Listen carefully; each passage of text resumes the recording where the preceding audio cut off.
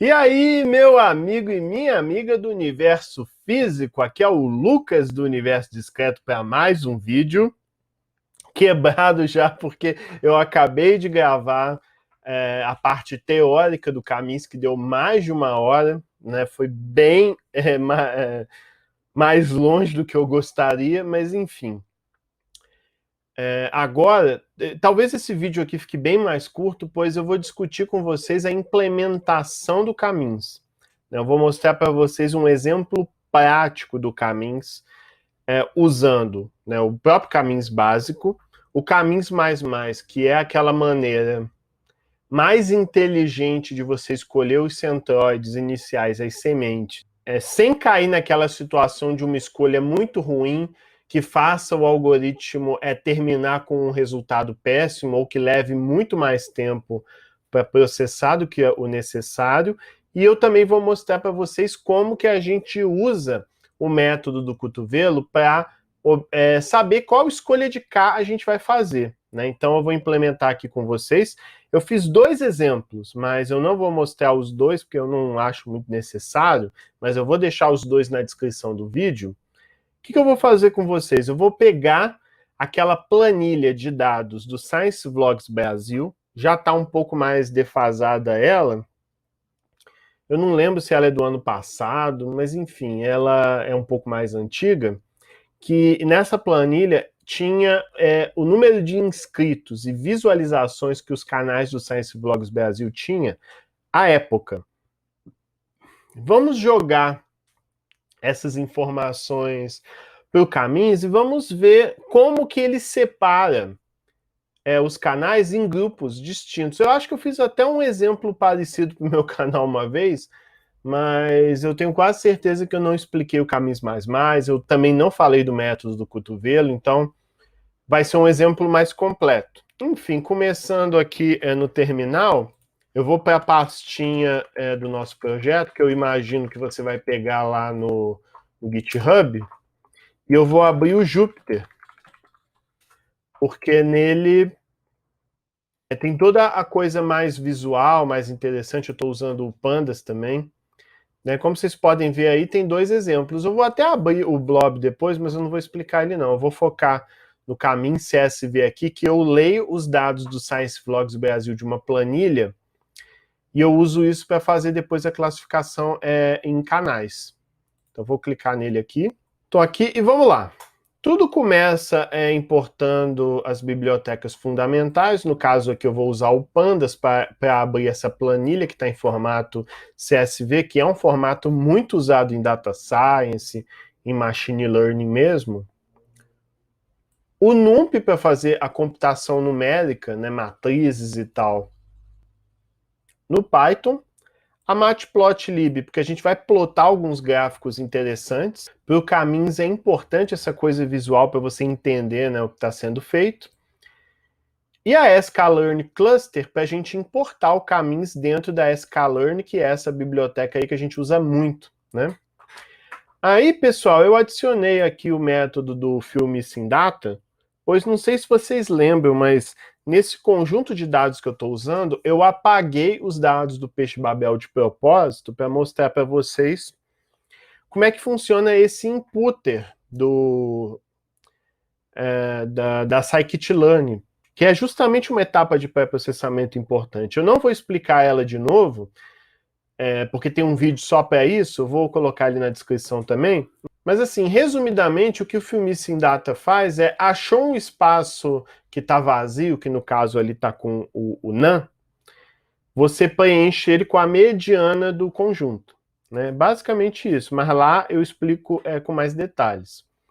Aí beleza, eu vou chamar no Pandas o readCSV para quê? Para justamente abrir essa planilha do SVBR que está na pasta, e vai estar no repositório do GitHub também, o delimitador, que é o ponto e vírgula, e o df head aqui para mostrar os primeiros elementos, só para a gente ter uma noção desses dados, né? No caso aqui, um dos canais é o Arqueologia Egípcia, que já até mudou de nome, inclusive, agora é Arqueologia pelo Mundo, né, da Márcia Jamili. À época, o canal tinha 13 mil e poucos inscritos. Hoje deve estar muito mais, com certeza. E 406 mil visualizações. Terra Negra com 35 mil à época. Olá Ciência estava com 32 mil inscritos à época, com uma quantidade de 1 milhão de visualizações, né, uma coisa bem expressiva. Mas hoje em dia é muito, muito mais que isso, né? Mas enfim, beleza. Aí, o próximo passo é... O que a gente vai fazer? A gente vai fazer alguns arranjos rápidos, né, antes de começar de fato. A primeira coisa é chamar o filme Sim Data para a coluna 1, que é a coluna de inscritos, a coluna 0 é o nome, a 1 é de inscritos e a 2 é de visualizações, e ao mesmo tempo converter aquela coluna que está em float, né, vocês estão vendo aqui o ponto 0, é um número real, a gente vai converter para inteiro. Não havia tanta necessidade de fazer isso, eu só fiz isso mais para fins estéticos mesmo, né? Que meio que não muda tanto na prática, mas é um valor que faz mais sentido como inteiro, pois você não vai ter meio inscrito, você não vai ter meia visualização, né? É sempre valores inteiros. E a mesma coisa eu vou fazer para a coluna 2. Eu vou preencher os dados vazios, no caso, o único dado vazio que tem é o do Peixe Babel, que eu apaguei de propósito para testar isso, converter para inteiro também. Aí eu vou pegar a planilha original, pois não sei se vocês perceberam, eu estou copiando aqui para um outro vetor, né? Eu fiz isso porque eu vou passar para o Caminhos apenas os inscritos e visualizações, eu não vou passar o nome para o Caminhos. Talvez até vocês falem, ah, Lucas, mas por que você não passa como variável categórica, né, aplica o one-hot encoding e aí passa para o Caminhos? Poderia, mas para quê? Eu não vou usar esse dado para nada, eu só vou aumentar o processamento do Caminhos para nada. Pois se eu vou aplicar o one-hot encoding, você vai criar milhares de colunas com valor 1 e 0. Não vão ter efeito no resultado final do algoritmo. E como eu ainda continuo sabendo, por exemplo, eu sei que a linha 0 aqui é o Arqueologia Egípcia. Eu sei que a próxima linha aqui é o Terra Negra. Então não tem por que eu ter esse dado aqui no Caminhos. Então eu crio uma cópia para fora e eu crio um conjunto X, vai ser um data frame mesmo do meu Pandas, só com inscritos e só com visualizações, para aí eu entregar esse X para o Caminhos. Ah, Lucas, mas você deu uma volta danada? Talvez eu tenha até dado um pouco de volta mesmo. Na verdade, eu peguei o dado que originalmente estava no Pandas, converti para um vetor do NumPy para aí aplicar o filme Sim Data, pois eu acho que da forma como eu implementei o filme Sim Data, eu não poderia trabalhar com ele no Pandas direto, né? Foi a leitura que eu fiz. Então foi por isso que eu fiz essa conversão. Mas de qualquer forma, eu no data frame do Pandas original, eu preenchi os dados do Peixe Babel e converti para inteiro também, né? Lá em cima eu converti para esse vetor que eu criei, aqui embaixo foi para o data frame do Pandas mesmo. Aí eu criei um data frame X que vai ter só inscritos e só visualizações. A parte dos nomes dos canais eu joguei fora. E aí vem a parte mais importante. Eu crio o meu vetorzinho para o WCSS a princípio vazio. Eu vou usar isso para aplicar o método do cotovelo. E aí o que eu faço? Eu estou em dúvida do que é melhor. Se é melhor ter um cluster só, acho que nunca vai acontecer isso, né? Você está aplicando caminhos para descobrir que um cluster só é suficiente? Pode acontecer, mas é meio estranho. Mas de qualquer forma, para a gente aplicar o método do cotovelo, o K tem que começar valendo 1 até o valor de K que você acha razoável. No caso, acho que 11 já é até um exagero muito grande, mas não tem problema. E aí eu vou chamar o Caminhos de fato. Eu chamo o construtor do Caminhos passando os parâmetros do Caminhos que são necessários.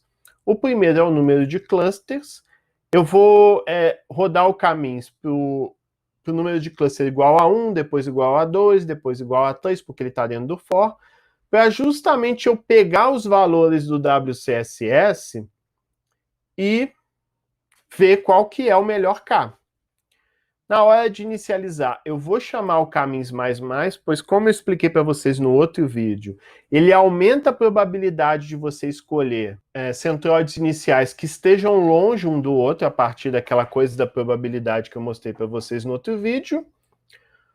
O número máximo de iterações, pois o que acontece? Como eu expliquei para vocês no outro vídeo, você vai repetindo as operações do caminhos, verificando em qual cluster a amostra vai pertencer. Ela vai pertencer ao conjunto cujo centroide tem a menor distância a essa amostra. Então você vai sempre verificar qual que é o cluster que aquela amostra passou a pertencer. Feito isso, você computa todos os centroides de novo. Aí na outra iteração você vai ver outra vez em qual cluster aquela amostra vai pertencer. Enfim, vai repetindo isso até que na última vez que você rode, nenhuma amostra troca de conjunto. Se no seu caminhos nenhuma amostra muda de conjunto mais, significa que acabou, convergiu. Só que dependendo da quantidade de dimensões, dependendo dos seus dados, pode ser que demore muito para convergir. Então a gente tem um critério aqui que é definir o número máximo de iterações.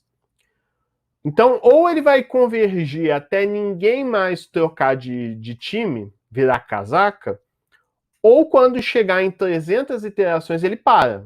Do tipo, não, já rodei pra caramba, chega, né?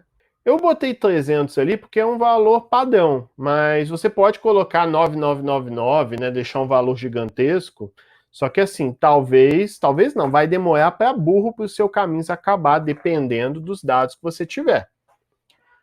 Mas seria uma forma de, entre aspas, rodar quase que infinitamente, né, se você botar um número gigantesco. E tem esse ninit que é interessante. Esse ninit, vamos lá. Se você rodar o caminhos com o K igual a 3, por exemplo, se o seu ninit for 10, significa que, na verdade, o seu caminhos vai rodar do início 10 vezes. Então, na verdade, você está executando o caminhos 10 vezes aqui. E dessas 10 tentativas, dessas 10 inicializações, o caminhos final que ele vai usar vai ser o caminhos que deu o melhor resultado. Mas, Lucas, qual que é o melhor resultado?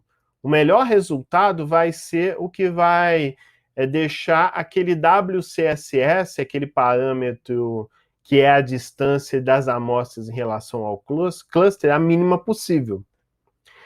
Na verdade, a scikit-learn chama esse WCSS que eu disse para vocês de inércia. Se eu entendi bem, é a inércia da mudança do cluster, porque o cluster ele vai mudando de posição, né? É tipo um movimento que ele faz. Então, baseado no valor desse WCSS, baseado na dispersão das amostras em relação à média, quando você tiver uns grupos bem homogêneos, né, com a menor dispersão possível, é essa que vai valer no fim. Então você vai rodar, se eu trocar aqui, por exemplo, o caminhos, na verdade, vai rodar 20 vezes. E a menor dispersão possível vai ser a execução do caminhos, que ele vai usar. Porque lembra o seguinte, o caminhos, mesmo que você use o caminhos mais, talvez a inicialização não seja a melhor possível. Então, se você roda várias vezes e pega a melhor escolha, muito provavelmente você não vai ter dúvida que o seu caminho vai ter chegado num resultado legal. Então, quanto maior esse valor do ninit, melhor. Só que é melhor de resultado, provavelmente. Só que, ao mesmo tempo, vai demorar muito mais para o seu caminho terminar, pois se você colocar 100 ali, o caminho vai rodar 100 vezes, demora, não é uma coisa ultra rápida. Beleza, depois disso você vai ter o caminhos fit, onde você vai passar o X e ele vai realmente computar o caminhos.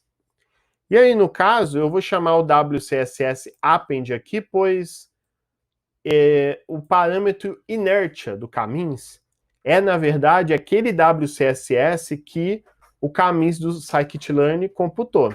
Você vai guardar isso tudo num vetor. Por quê? Você vai guardar isso no vetor, pois você vai projetar aquele gráfico do cotovelo que eu falei para vocês. Aí, beleza. Todas essas linhas aqui em cima é para você projetar o gráfico do método do cotovelo. Então, você vai começar passando o seu x, que vai começar do valor 1 até o 10, porque na verdade o 11 não entra, né? É sempre esse valor aqui menos 1. E o seu y vai ser aquele WCSS, aquela inércia que você calculou. Aí o título do gráfico vai ser Elbow Method, né, que eu traduzi livremente como método do cotovelo. O eixo X vai ser o número de clusters. E o Y vai ser o seu Within Cluster Sum of Squares, que é o WCSS que eu estou falando aqui para vocês. Beleza, ao fazer isso, cheguei nesse gráfico. Como vocês podem ver aí, esse gráfico, o seu cotovelinho aqui está no 2, mas também talvez possa ser o 3. Como eu falei para vocês, o método do cotovelo, ele meio que te dá uma heurística. Não é uma coisa exata sempre. Então, o nosso método do cotovelo aqui está dizendo que 2 é um valor legal, então, dos canais do Science Vlogs, separar em 2 conjuntos parece razoável para ele, ou talvez até 3. 4 eu já acho que não, porque já começa a ser realmente esse bracinho linear ali, né? Você tem que tomar cuidado que você já está muito perto do 0. Né? Acho que do 3 ainda... Acho que talvez o 2 seja o melhor mesmo, mas eu rodei o 3 também por curiosidade de ver o que aconteceria com esses canais. Talvez você fale, mas Lucas, poxa, gostei desse método do cotovelo tal, mas ele é meio confuso porque, primeiro, você não pega automático, né? Você tem que olhar para o gráfico e aí usar. Então, assim, até extrair automaticamente esse melhor K pelo método do cotovelo é um pouquinho mais enjoadinho, porque é uma coisa meio heurística. Então, talvez você pergunte, Lucas, mas como é que eu automatizo da melhor forma a escolha do K? Nesse caso, eu até recomendo que você nem trabalhe com caminhos. Existem métodos de clusterização que computam esse melhor K, que é o caso do Mean Shift. Então, se você precisa de um K automático, eu até recomendo que você recorra a um outro método do que talvez o caminhos. Mas enfim, beleza. Então eu rodei de novo aqui o caminhos com o K igual a 2, já que o método do cotovelo me deu, né, esse resultado. E eu chamei agora o caminhos fit predict, pois o fit predict, ele não só te... O fit, ele computa o caminhos. O fit predict, ele computa o caminhos e ainda retorna para você os conjuntos que cada amostra, ou seja, que cada canal vai pertencer. Tanto que se eu pegar esse vetor clusters aqui, ele diz que naquela ordem lá, os canais vão pertencer ao conjunto 0, ao cluster 0, e só 3 canais, esse aqui e esse aqui, vão para o conjunto 1. Aí vamos descobrir quem que são esses caras, né? Aí, pelo Pandas, eu adicionei uma coluna para clusters, igual vocês estão vendo aqui, você saber direitinho qual canal pertence a qual cluster. O Arqueologia da Márcia Jamili iria para o 0, Terra Negra iria para o 0, Frank Java iria para o 0, Disperciência para o 0 e por aí vai. Aqui embaixo eu pedi para ele mostrar todos, né? É melhor. Não, na verdade, mostrar todos os que estão no conjunto 0. Então essa lista aqui é todo mundo que está no conjunto 0. Né? Como é que eu fiz isso? eu criei um vetor booleano que ele retorna para cada posição, se aquele canal estiver no cluster 0, aí na mesma posição do canal, naquele vetor bool array, ele vai receber true, verdadeiro. Se naquela posição o canal pertencer ao outro conjunto, aí naquela posição ele vai receber falso. E quando eu chamo o data frame do pandas passando esse vetor de verdadeiro e falso, ele só vai imprimir, ou seja, só vai mostrar no data frame os canais que deram verdadeiro para essa condição aqui, a condição quando o canal é do conjunto do cluster 0. Que são esses aqui que vocês estão vendo, né? São esses canais. Mas vamos fazer uma troca, né? Vamos fazer uma troca. Talvez eu tenha que rodar tudo de novo. Vamos trocar aqui para 1, só para a gente ver quem são esses caras que foram para o conjunto 1. Vamos rodar tudo aqui de novo?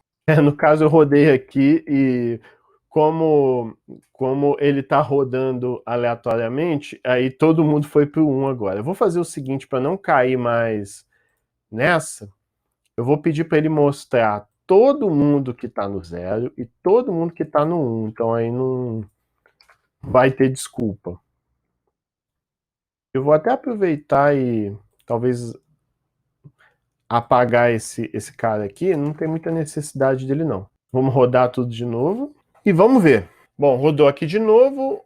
Aí mesma coisa, arqueologia, egípcia, terra negra, funk java, matemaníaca, todos foram para o conjunto 0. Para o conjunto 1, foram 3 canais. O Matemática Rio, o Pirula e o Schwarza. Na época, eu acho que o Manual do Mundo não estava ainda no Science Vlogs. Tinha alguns canais que não estavam. Mas faz bastante sentido aqui que, na verdade, ele separou em 2 conjuntos.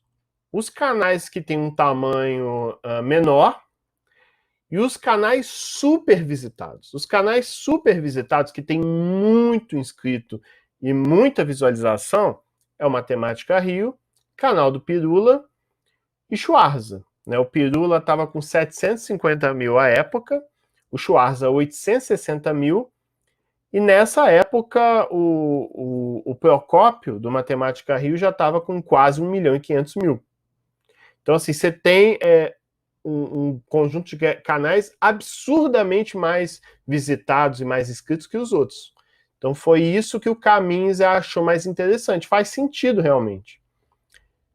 Aqui embaixo eu gerei o gráfico 2D, só para a gente ver aqui, você tem aqui o número de inscritos embaixo aqui no X, no Y, você tem 1.2 vezes 10 a 8. No caso aqui, você tem aqui o Schwarza com 118 milhões de visualizações. Imagino que seja até esse ponto aqui, ó. Porque o número de inscritos dele, à época, estava em torno de 800 mil, que bate com esse valor aqui. E aqui eu falei que ele tem 118 milhões de visualizações, pouco abaixo do 1.2 vezes 10 elevado a 8, que deve ser isso mesmo. Então você vê que realmente esses 3 canais estão bem num patamar mais acima que os de baixo, que são os canais mais comuns do Science Vlogs. Beleza, mas como vocês viram pelo método do cotovelo, será que talvez dá para a gente pensar num grupo intermediário? Talvez, por exemplo, esses caras aqui serem os mais básicos, esses do meio pertencerem a um conjunto, uma classe média, assim, de uns caras mais visitados, né? E aqui de cima, os que realmente explodiram. Eu acho até que esses dados são de antes do Ciência Todo Dia explodir, porque hoje o Ciência Todo Dia com certeza vai estar nesse patamar aqui, que estavam o Schwarza e o Pirula. O Procópio não sei, porque o Procópio é um fenômeno à parte por conta de Enem, vestibular, essas coisas, né? Bom, aí aqui o mesmo código, a única diferença é que o K é igual a 3, então eu não vou reexplicar, mas vamos, no caso aqui, o conjunto de cluster 0 continua sendo os canais normais. Aí no 1 você continua tendo o dos monstros, né? Os canais realmente gigantescos. E no cluster 2, já que o nosso K agora é 3, a gente chegou nos canais médios do Science Vlogs à época, que são o Minuto da Terra, que à época estava com 270 mil, hoje já deve estar em 500 mil, provavelmente, da última vez que eu olhei. Minutos Psíquicos, que também é um canal muito grande, já deve estar quase 1 milhão se bobear. Space Today, que também deve estar lá dos 500 mil para cima. E o Ciência Todo Dia, que está com 528 mil aqui, mas já deve estar em 1 milhão. O Ciência Todo Dia, logo depois de eu coletar esses dados, ele teve uma explosão, assim, uma coisa impressionante. Bom, eu acabei não explicando, mas eu chamo o PLT Scatter para cada classe separadamente, pois aí eu passo uma cor específica e um rótulo específico para cada um. Por exemplo, o time C deve ser os caras... os caras estão mais lá embaixo do Science Vlogs. O time B, que já seriam esses caras do meio, tipo Space Today, Minuto da Terra, Minutos Psíquicos, Ciência Todo Dia. E o time A, que são realmente os grandões, que é o Schwarza, Pirula e o Procópio à época. Se a gente fosse coletar hoje, certamente o Manual do Mundo estaria também, né? E talvez outros canais. E os centroides, que são desenhados à parte, com um tamanho maior, né? Esse S é o tamanho de cada bolinha. Esse C é a cor. Esse E de colo é a aresta. E as primeiras informações que eu passo é sempre o X, que vai ser inscritos, e o Y, que vai ser visualizações. Aí, você ficou assim? Particularmente achei incrível esse ponto não ter mudado de cor. Né? É incrível mesmo. Bastante surpreendente. Poderia achar até que esse cara aqui tá com algum erro, será? Não, realmente, foram 4 que ele achou aqui. Bom, tem alguém que por muito, muito pouco ele não entrou no time B.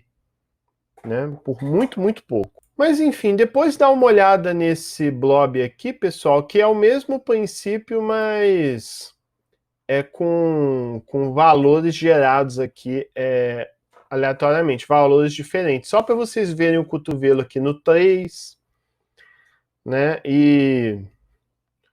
E assim, o Caminhos realmente rodando um exemplo aqui muito bom, muito interessante. Tá certo, gente? Foi praticamente uma aula bastante completa sobre o Caminhos. Eu espero talvez nunca mais falar de Caminhos aqui no canal. Não, brincando, usar com certeza, mas explicar aprofundadamente, igual eu fiz hoje, eu espero que não.